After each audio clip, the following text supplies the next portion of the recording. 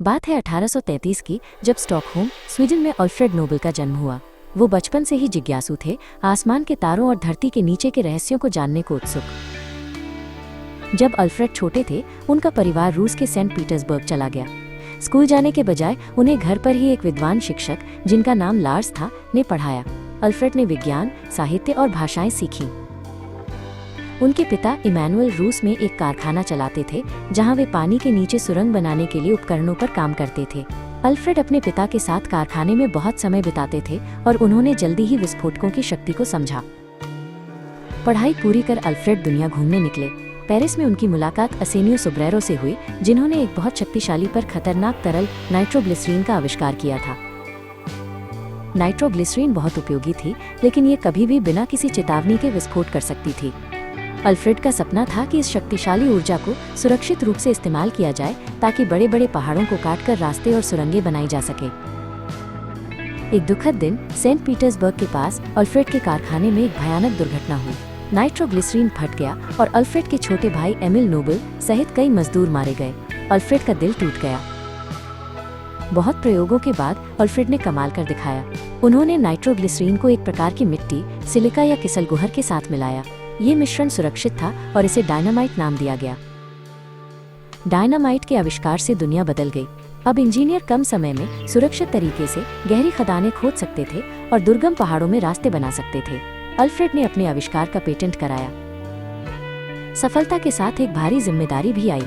Alfred ने सोचा, यह शक्ति मानव कल्याण के लिए थी, न कि विनाश के लिए।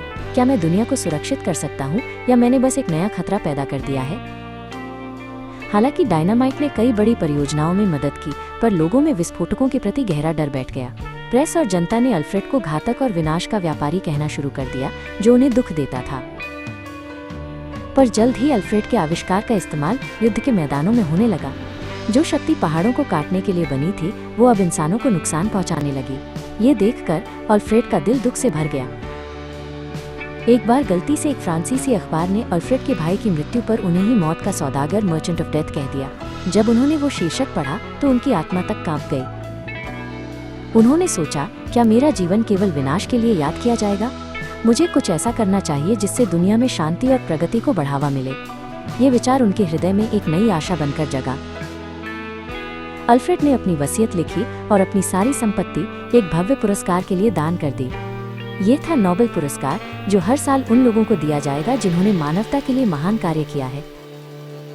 नोबेल पुरस्कारों में सबसे प्रसिद्ध है शांति पुरस्कार। अल्फ्रेड चाहते थे कि ये पुरस्कार उन लोगों को मिले जो देशों के बीच भाईचारा और सेनाओं को कम करने का प्रयास करते हैं, ताकि युद्ध का रास्ता हमेशा के लिए बंद हो जाए। दूसरा महत्वपूर्ण पुरस्कार साहित्य के क्षेत्र में था। अल्फ्रेड का मानना था कि शब्द दुनिया को बदल सकते हैं। ये उन लेखकों को दिया जाता है जो सबसे उत्कृष्ट दिशा में काम करते हैं और अपनी कहानियों से मानवता को प्रेरित करते हैं। फिर आता है चिकित्सा या फिजियोलॉजी का पुरस्कार। ये उन वैज्ञानिकों के लिए था जिन्होंने जीवन को बचाने और बीमारियों को ठीक करने के लिए महत्वपूर्ण खोजें की। एक स्वस्थ दुनिया अल्फ्रेड का सपना था। भौतिकी का पुरस्कार ब्रह्मांड के रहस्यों को समझने के लिए दिया गया। उन लोगों को जिन्होंने प्रकृति के नियमों की हमारी समझ को गहरा किया, जैसे कि बिजली, प्रकाश और गति। अल्फ्रेड को विज्ञान से बहुत प्रेम था। रसायन विज्ञान का पुरस्कार उन लोगों को दिया गया जिन्होंने पदार्थ को बदलने और नए उपयोगी उत्पाद बनाने के लिए अद्भुत प्रयोग किए, डायनामाइट की तरह, लेकिन शांतिपूर्ण और रचनात्मक तरीके से। पुरस्कारों के लिए पैसा कहाँ से आएगा? अल्फ्रेड ने सुनिश्चित किया कि उनके कारखानों और निवेशों से होने वाली आय को नोबेल फाउंडेशन में रखा जाए, ताकि पुरस्कार हमेशा दिए जा सके। अल्फ्रेड ने यह भी तय किया कि विजेताओं का चयन स्वीडन और नॉर्वे के विभिन्न संस्थान करेंगे। ये सुनिश्चित करने के लिए था कि चयन निष्पक्ष और अंतर्राष्ट्रीय हो। हर साल दुनिया भर के हजारों वैज्ञानिक, लेखक और नेता पुरस्कार के लिए नामित किए जाते हैं, लेकिन केवल कुछ ही भाग्यशाली होते हैं। ये सम्मान केवल ज्ञान और सेवा के प्रति समर्पण से मिलता है। नोबेल पुरस्कार सिर्फ एक पदक या बड़ी धनराशि नहीं है, ये एक संकेत है कि किसी व्यक्ति ने दुनिया को एक बेहतर जगह बनाने में मदद की है। ये अल्फ्रेड के प्रायश्चित और आशा का प्रतीक है। अल्फ्रेड नोबेल का निधन 10 दिसंबर 1896 को इटली में हुआ।